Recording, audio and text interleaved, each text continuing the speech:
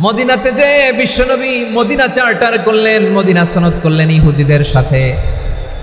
আবার মদিনাতে বিশ্বনবী ইহুদিদের সাথে পিস ডায়ালগ করলেন, ইন্টারফেথ ডায়ালগ করলেন, আন্তধর্মীয় সংলাপ করলেন। যে সংলাপের মূল ভিত্তি ছিল তাওহীদ। মূল ভিত্তি ছিল কি? তাওহীদ। বিশ্বনবী ইহুদিদেরকে ডাকলেন, আহ্বান করলেন, কুল ইয়া আহলাল কিতাবি তাআলাউ ইলা কালিমাতিন সাওয়াইন বাইনানা ওয়া বাইনাকুম আল্লা না'বুদা ইল্লাল্লাহ ولا نشرك به شيئا ولا يتخذ بعضنا بعضا أربابا من دون الله فإن تولوا فقولوا اشهدوا بأننا مسلمون سبحان الله পড়েন। বিশ্বনবী মদিনার ইহুদিদের ডেকে বললেন, ও ইহুদিরা শোনো শোনো, আসো এমন একটা আদর্শের প্রশ্নে আমরা একত্রিত হই যে আদর্শের প্রচার তোমাদের নবীরাও করেছে, আমিও করি। যে আদর্শের কথা তোমাদের পবিত্র ধর্মগ্রন্থগুলোতে আছে, আমার কোরআনেও আছে, সেটা হলো তাওহীদ। আমরা এক আল্লাহ ছাড়া কারো ইবাদত করব না, আল্লাহর সাথে কাউরে শরীক করব না, আল্লাহ ছাড়া কাউরে রব মানব না। পড়েন সুবহানাল্লাহ। তাহলে আমার প্রিয় লালমনিরহাটের ভাইরা, মদিনাতে যেয়ে তিনি মদিনা চার্টার করলেন, মদিনা সনদ, পিস ডায়ালগ করলেন, শান্তির সংলাপ, ইন্টারফেথ ডায়ালগ করলেন, আন্তধর্মীয় সংলাপ, যার ভিত্তি ছিল তাওহীদ। সুবহানাল্লাহ পড়েন। তাহলে অন্য ধর্মের প্রতি সব সময় ইসলাম সহনশীল, টলারেন্স। যদি আপনি দেখতে চান ইসলামের নবী বিশ্বনবীর দিকে তাকান, ঠিক কিনা বলেন? আমরা তো সংখ্যালঘুদের রাইটস প্রোটেক্ট করার জন্য কত আইন বানাই, কত বৈঠক করি, কত সংবাদ সম্মেলন করি। বিশ্বনবী সাল্লাল্লাহু আলাইহি ওয়াসাল্লাম সংখ্যালঘুদের রাইটসের ব্যাপারে, অধিকারের ব্যাপারে যে কথা বলেছেন, শুনলে আপনি অবাক হয়ে যাবেন।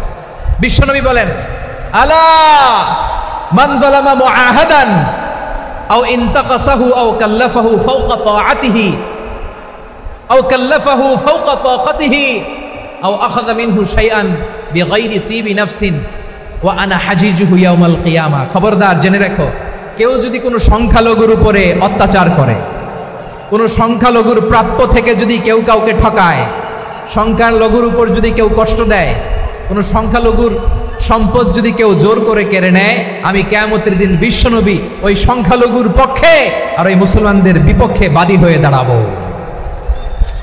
সুবহানাল্লাহ বলতে পারলেন না? আল্লাহু আকবার। আপনি নামাজি, আপনি মুসল্লি, আপনি হাজী সাহেব, তাহাজ্জুদ পড়তে পড়তে কপালে দাগ ফেলে দিছেন, আপনার প্রতিবেশী হিন্দু, ভাবছেন আমার তো পাওয়ার আছে, ওর জমিটা দখল করি। বিশ্বনবী বলেন, কিয়ামতের দিন ওই হিন্দুর পক্ষে তোর বিরুদ্ধে আমি বাদী হয়ে দাঁড়াবো। পৃথিবীর কোন ধর্মে এরকম স্টেটমেন্ট পাবেন? পাবেন? আপনি ভাবছেন আপনি নামাজ পড়লে হাজী সাহেব কপালে দাগ ফেলাই দিলে আপনি সেলসেলায় জান্নাতে চলে যাবেন না? খবরদার। বিশ্বনবী বলেন, কোন সংখ্যালঘুর উপর যদি কেউ আক্রমণ করে, তার প্রাপ্য তাকে না দিয়ে যদি তাকে ঠকায়, তার উপর জুলুম করে, তার সম্পদ যদি কেড়ে নেয়, আমি নবী, তুমি মুসলিম হইতে পারো, মুসল্লি হইতে পারো, তার পক্ষে, তোমার বিপক্ষে আল্লাহর দরবারে বাদী হয়ে দাঁড়াবো। আচ্ছা লালমনিরহাটের ভাইরা, কথা বুঝতে পারলে আওয়াজ করে উত্তর দেন। বিশ্বনবী যদি কারো বিপক্ষে দাঁড়ায় কিয়ামতের দিন, আই রিপিট, আমি আবারও বলছি, বিশ্বনবী যদি কিয়ামতের দিন কারো বিপক্ষে দাঁড়ায়, ও তো সেলসেলায়া জান্নাতি,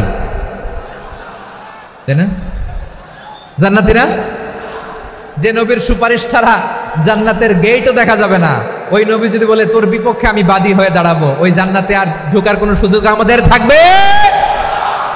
এখানেই শেষ না আমার প্রিয় লালমনিরহাটের ভাইয়েরা, এখানেই শেষ নয়। বিশ্বনবী বলেন, মান কাতালা মুআহাদান, বুখারীর বর্ণনা, মান কাতালা মুআহাদান লাম ইয়ারাহ রাইহাতাল জান্নাহ। কেউ যদি, কোনো মুসলিম যদি অন্যায়ভাবে কোনো সংখ্যালঘুকে হত্যা করে, কোনো হিন্দুকে হত্যা করে, কোনো বৌদ্ধরে হত্যা করে, অন্যায়ভাবে কোনো মুসলিম যদি কোনো সংখ্যালঘুরে হত্যা করে, জান্নাতে যাওয়া তো দূরের কথা, ওই মুসলিম জান্নাতের ঘ্রাণও পাবে না। সেই বুখারীর বর্ণনা, মান কাতালা মুআহাদান লাম ইয়ারাহ রাইহাতাল জান্নাহ ওয়া ইন্না রিহাহা লা ইউজাদু মিন মাসিরাতি 40 আমা। যে জান্নাতের ঘ্রাণ 40 বছর দূরের রাস্তা থেকেই পাওয়া যায়। সুবহানাল্লাহ পড়েন।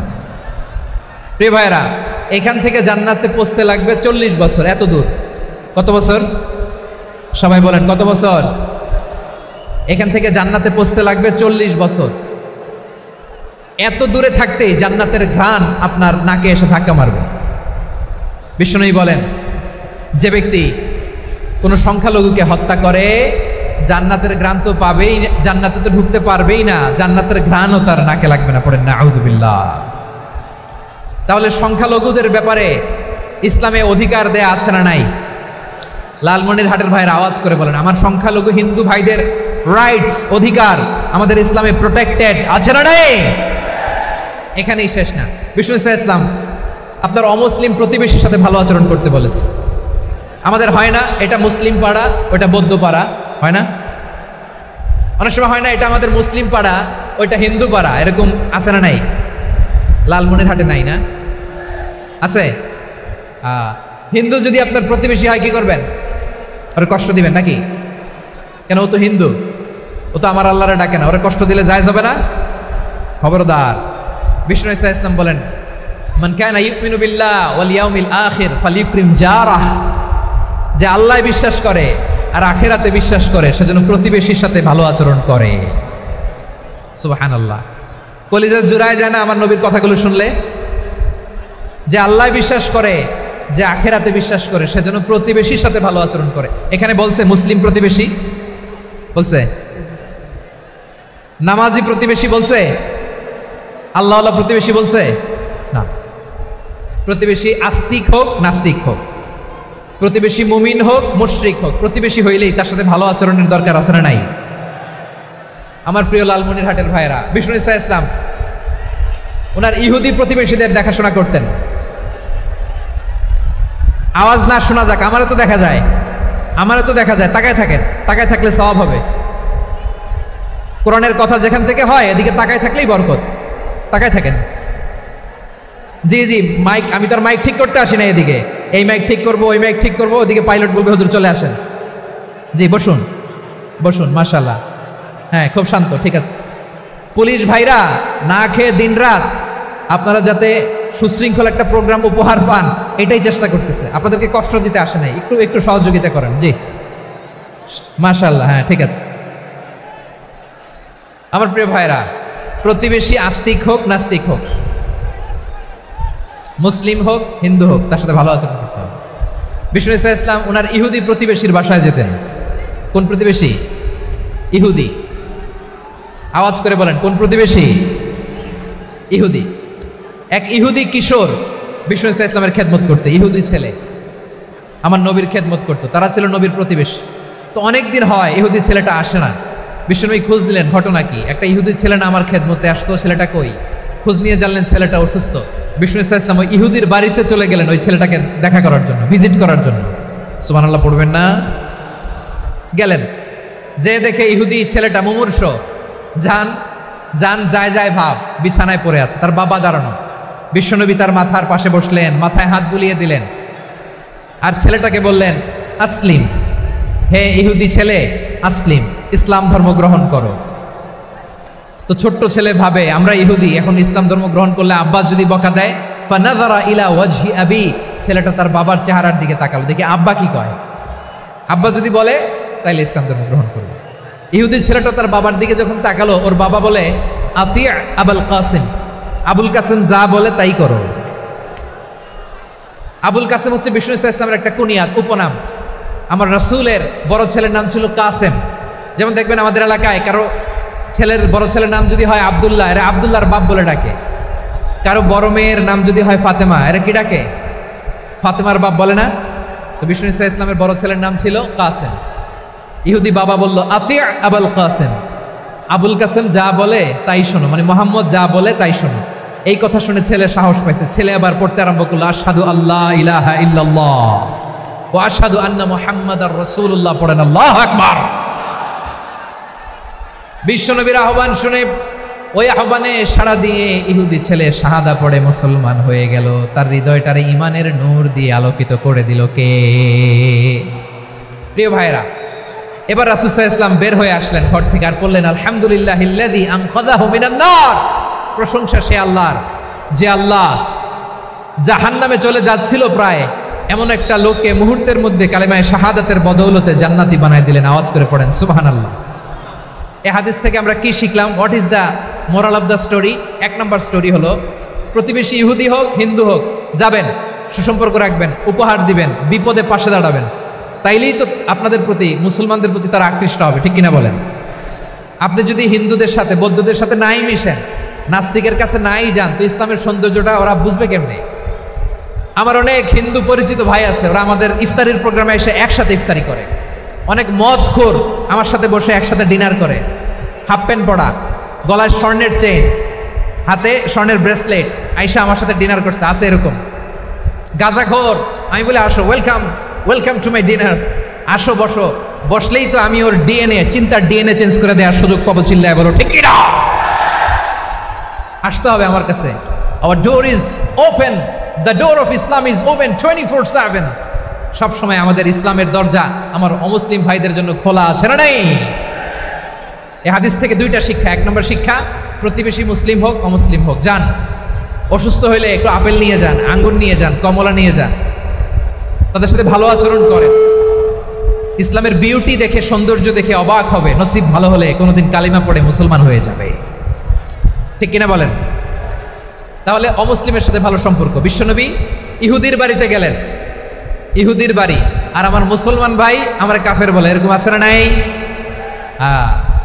মুসলিমরা দেখতে পারে না, সহ্য করতে পারে। বিশ্বনবী সাল্লাল্লাহু আলাইহি ওয়াসাল্লাম ইহুদির বাড়িতে গেলেন, এটা একটা শিক্ষা। আরেকটা শিক্ষা হলো, ভাইরা ধাক্কা মারে এসে সামনে এসে কি লাভ? প্রোগ্রাম তো শেষ হচ্ছে, এখনই শেষ হচ্ছে। তো এই যে আমাদের বকশি ভাই ওয়াদা নিল, হাত তোলালো, মিম বলে এত কথা বললো, তো আমি জেলায় জেলায় যেয়ে খালি হাত নাড়াই তোমাদের জন্য নাকি? হ্যাঁ, হাত নাড়াই শুধু। এই ধাক্কাইতে ধাক্কাইতে এদিকে এসে হাত নাড়াইতেছে, হয়েছে তো, দেখলাম তো, ঠিক আছে, মাশাআল্লাহ, অনেক সুশৃঙ্খল, অন্যান্য যে কোনো জেলার জন্য সুশৃঙ্খল।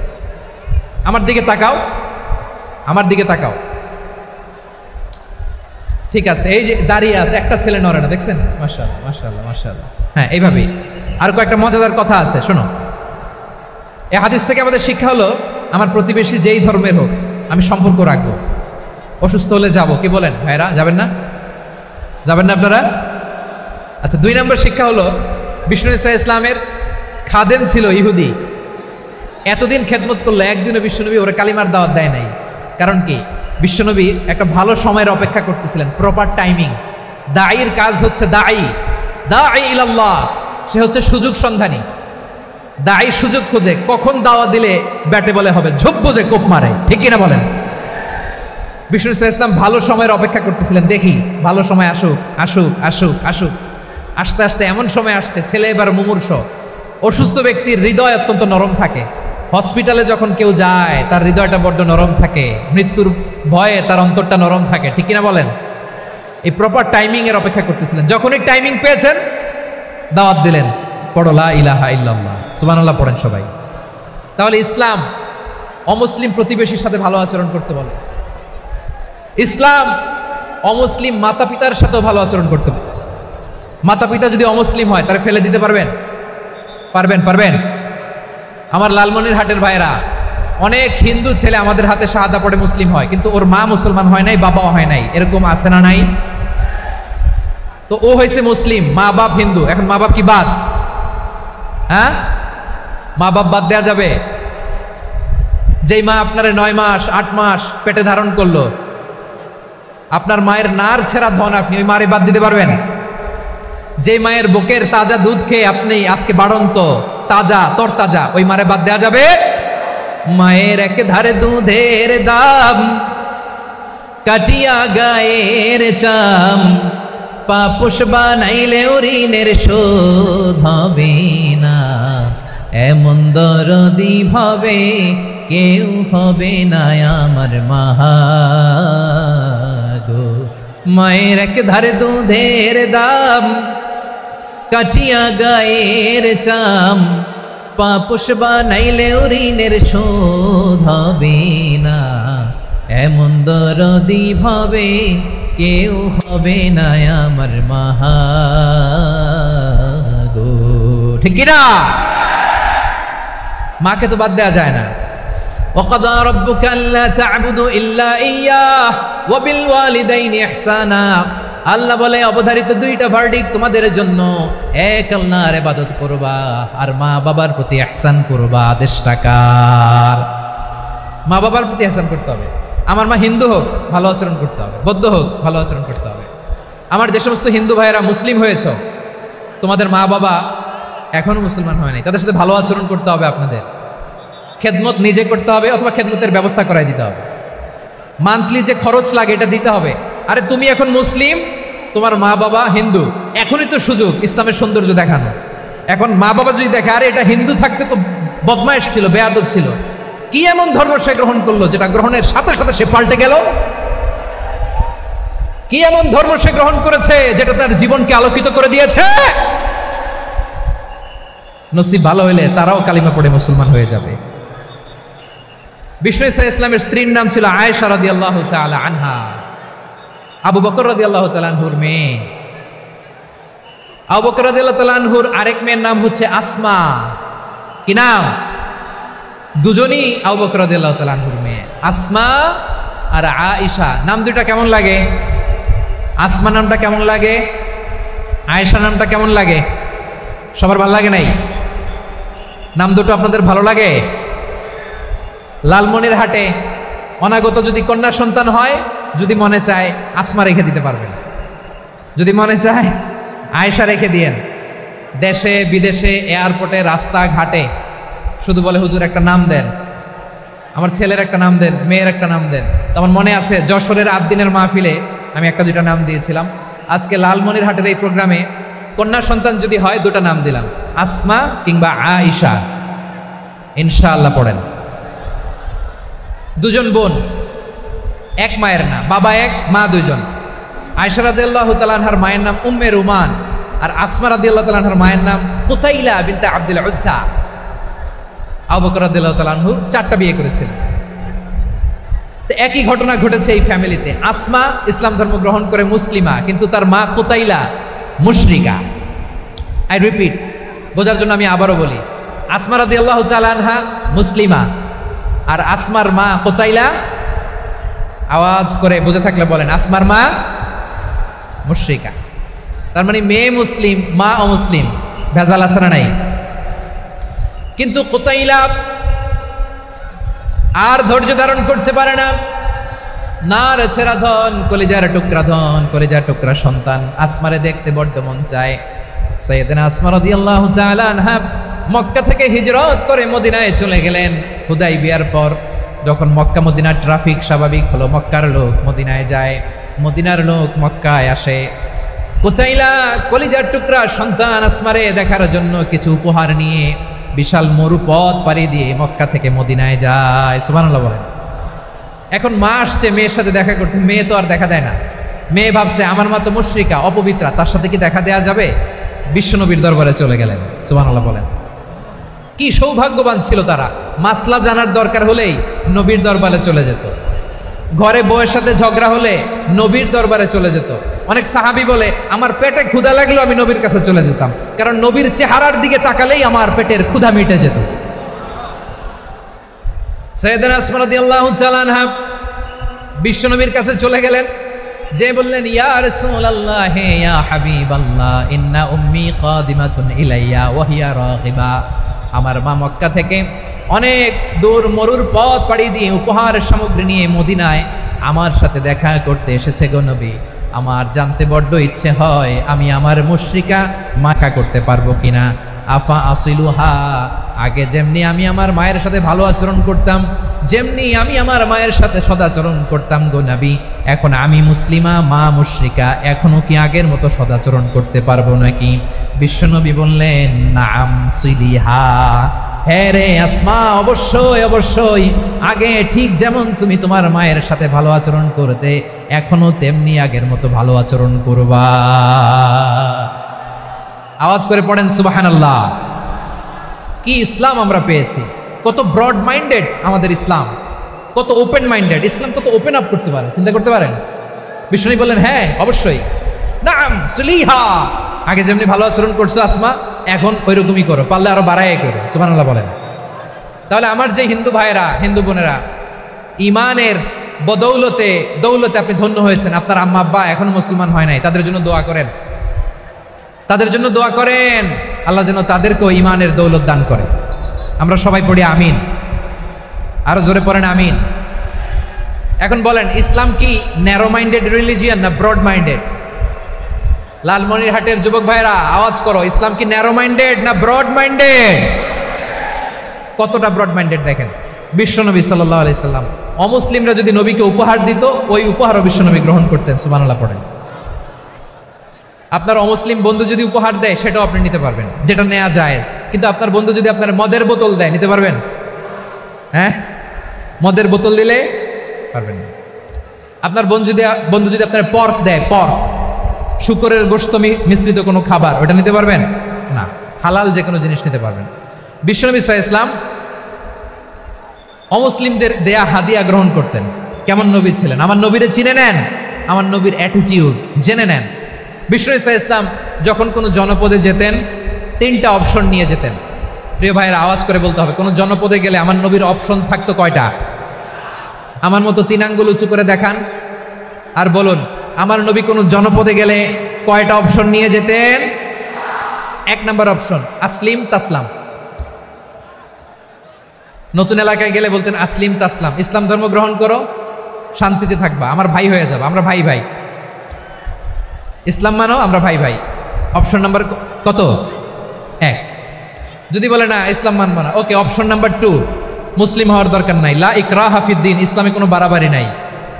খ্রিস্টান আছো থাকো, বৌদ্ধ আছো থাকো, ইহুদি থাকতে চাও থাকো, কিন্তু আমরা যেহেতু রিজিওনাল সুপার পাওয়ার, আমাদের আন্ডারে থাকো, ট্যাক্স দিয়া থাকো, এটার বলে জিজিয়া।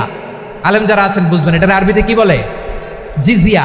You pay us the tax, we will give you the security.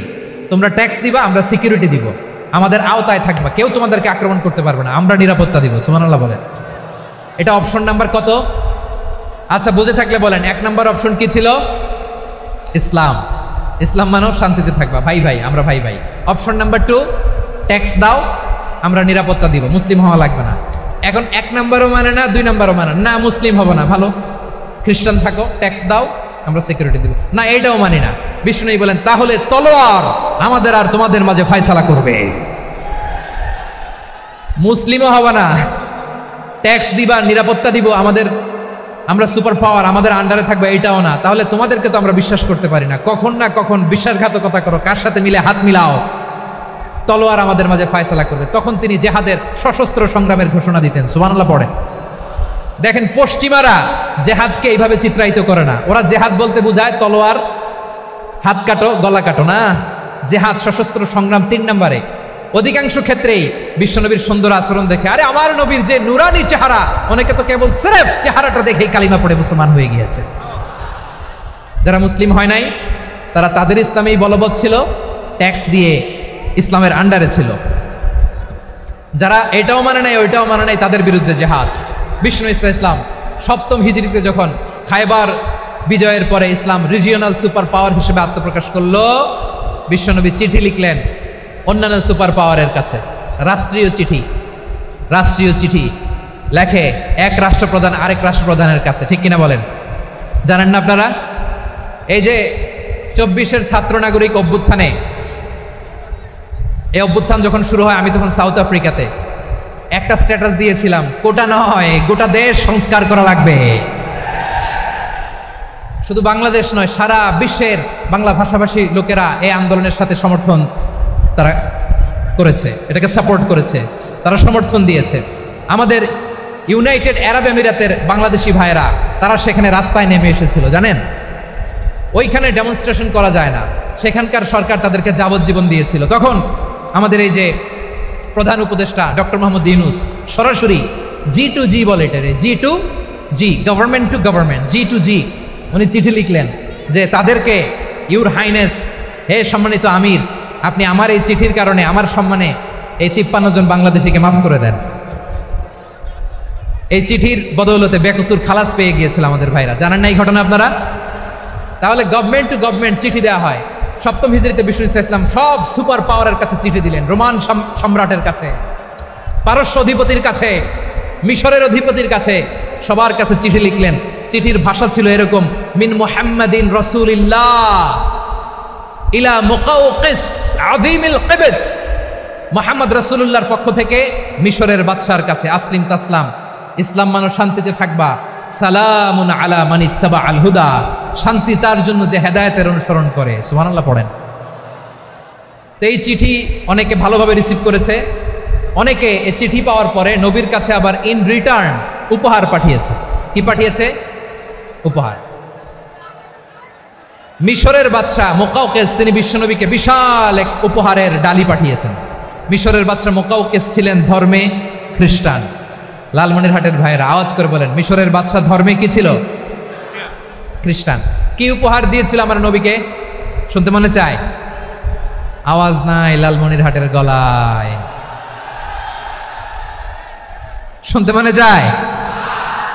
1000 স্বর্ণ মুদ্রা, 1000 স্বর্ণ মুদ্রা।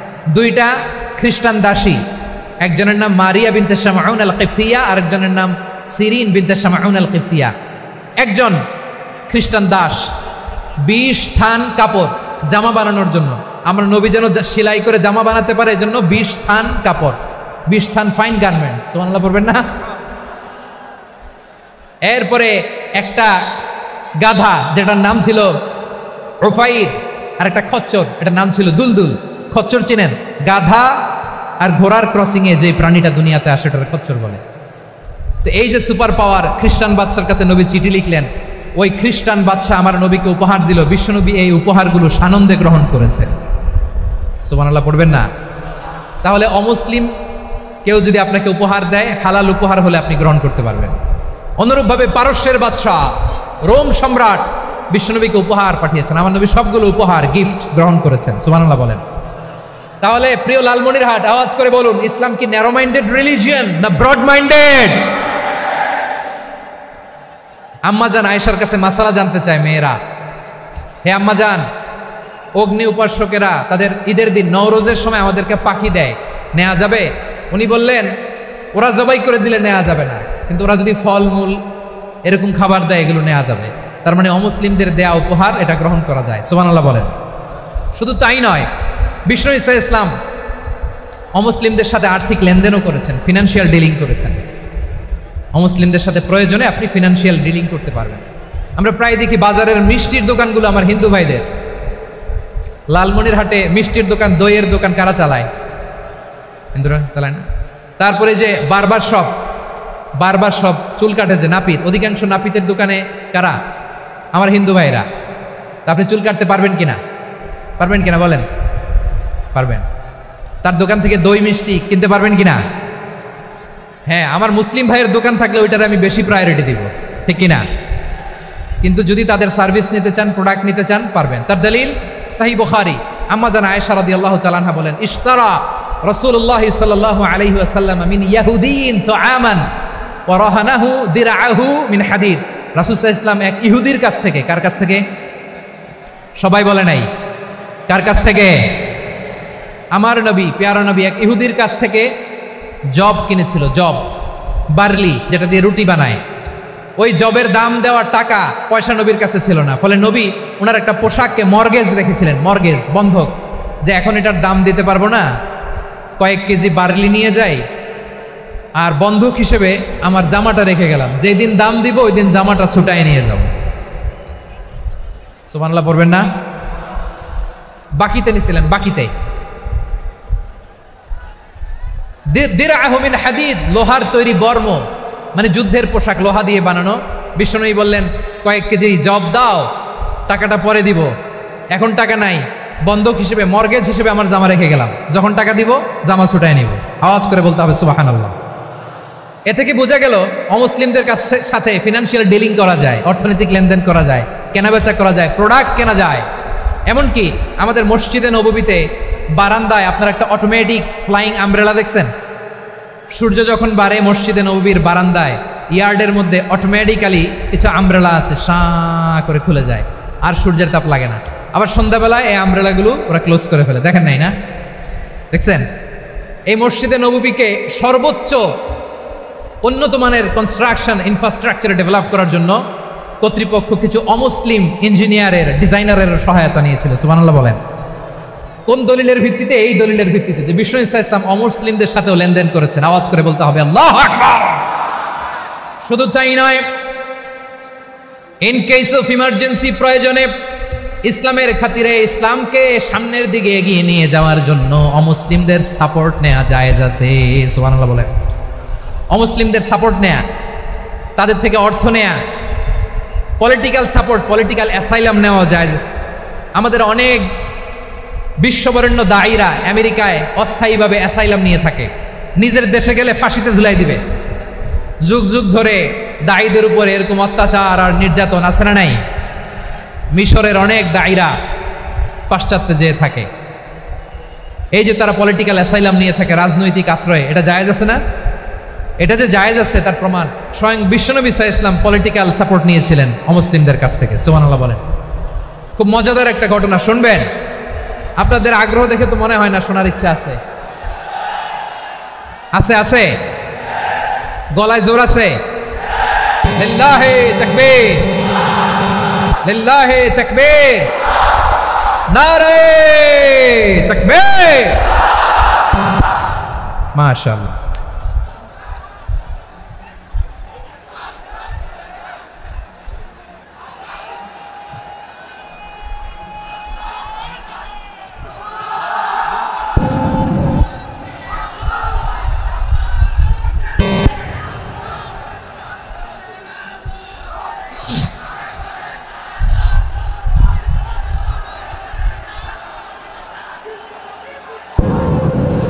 মাশাআল্লাহ মাশাআল্লাহ।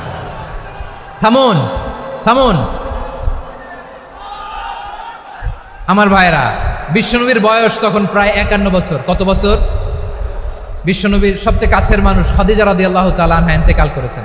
বিশ্বনবী বড্ড কষ্ট পেলেন, হৃদয়টা ভেঙে খান খান।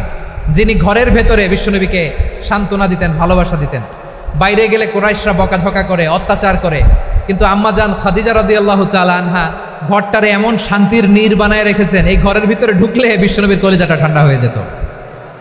এজন্য রব্বুল আলামিন বলেন, খাদিজা, ও আমার বান্দি খাদিজা, জান্নাতে এমন স্পেশাল একটা ঘর আমি তোমার জন্য রেডি করে রেখেছি। ওই ঘরের মধ্যে কোনো আওয়াজ নাই, ওই ঘরের মধ্যে কোনো নয়েজ নাই, ওই ঘরে কোনো বিশৃঙ্খলা নাই।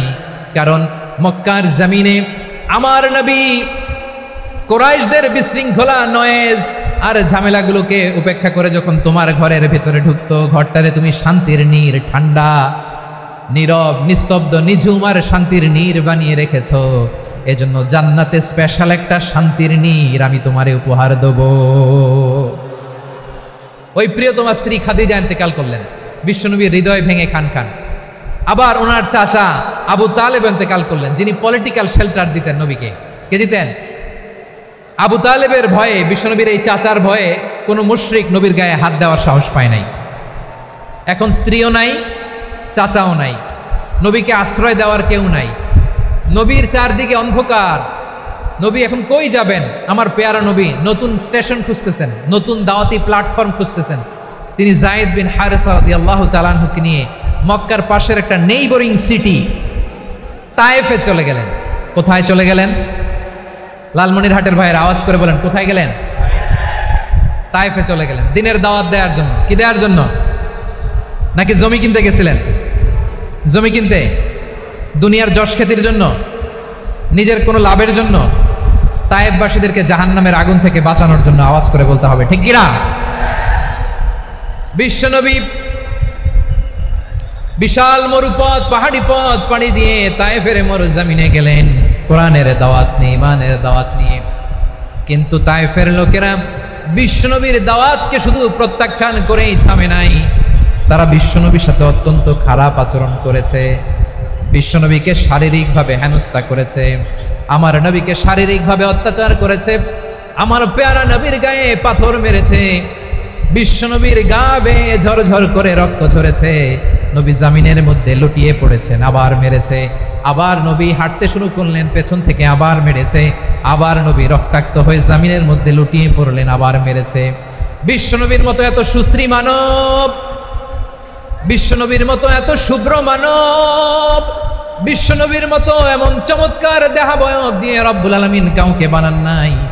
এরকম চমৎকার মানুষটাকে তারা তায়েফের ওই জমিনে রক্তাক্ত করেছে। বিশ্বনবী দুনিয়ার কোনো স্বার্থের জন্য সেখানে যান নাই, নিজের কোনো লাভের জন্য, প্রাপ্তির জন্য যান নাই, তায়েফবাসীদের জাহান্নামের আগুন থেকে বাঁচাতে গিয়েছেন। ঠিক কিনা বলেন? খেয়ে না খেয়ে দিন প্রচারের কাজে নিজেকে দিয়েছ বিলিয়ে, তায়েফের কাফিরেরা চিনল না সে আলো, দুষ্ট ছেলেদের পিছু দিল লেলিয়ে। পাথরের আঘাতে ক্ষত বিক্ষত হয়ে সারা শরীর থেকে রক্ত ঝরে। হে রাসূল তোমাকে ভুলি আমি কেমন করে, হে রাসূল তোমাকে ভুলি আমি কেমন করে। পারেন না আপনারা? ধরুন আমার সাথে। হাজার ব্যথা বেদনার পরে ফিরে আসনি তুমি আপন ঘরে, দিনের আলো তুমি ছড়িয়ে দিতে চলে গেলে মদিনায় মক্কা ছেড়ে। হে রাসূল তোমাকে ভুলি আমি কেমন করে, হে রাসূল তোমাকে ভুলি আমি কেমন করে। ঠিক কিনা বলেন? প্রিয় ভাইরা, তায়েফের ছেলেরা নবীকে রক্তাক্ত করলো। আমার নবী কই যাবে? কই যাবে? মক্কায় জায়গা নাই, তায়েফে জায়গা নাই। তায়েফ থেকে ভারাক্রান্ত মন নিয়ে আমার নবী মক্কায় ফিরে আসলেন। বিশ্ব নবী মক্কায় ঢুকতে পারেন না। মক্কার মরুভূমির দিকে তাকিয়ে, উপত্যকার দিকে তাকিয়ে বিশ্বনবী ধা ধা করে কাঁদেন, ঝরঝর করে। নবীর চেহারা মোবারক থেকে চোখের পানিগুলো বেয়ে বেয়ে পড়ে। আমার জন্মস্থান, আমার শৈশব, কৈশোর, যৌবন কেটেছে এই মক্কায়, আমার এলাকায় আমি ঢুকতে পারি না। বিশ্বনবী মক্কার অনতি দূরে দাঁড়িয়ে জায়েদকে পাঠালেন, জায়েদ যাও দেখো কেউ আমাকে সাপোর্ট করার মতো আছে কিনা, যাও অমুকের কাছে যাও। জায়েদ গেলেন, তারাও প্রত্যাখ্যান করে ফিরিয়ে দেয়। বিশ্বনবী বললেন যাও অমুক লোকের কাছে যাও, তিনিও প্রত্যাখ্যান করে ফিরিয়ে দিলেন। কেউ বিশ্বনবীকে আশ্রয় দিতে রাজি হয় না।